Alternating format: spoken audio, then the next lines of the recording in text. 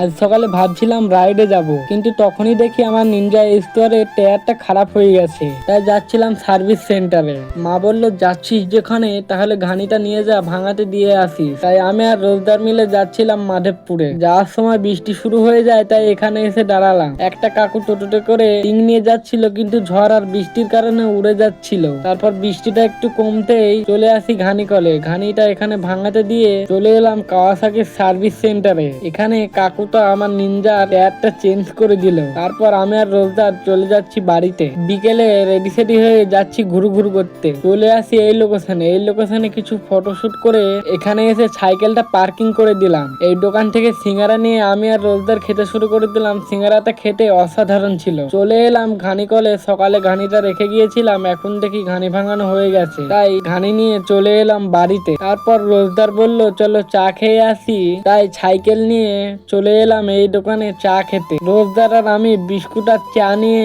খেতে শুরু করে দিলাম। সন্ধ্যার টাইমে চাটা খেতে খুব সুন্দর লাগছিল। চা খাওয়া কমপ্লিট করে বাড়ি চলে যাচ্ছি।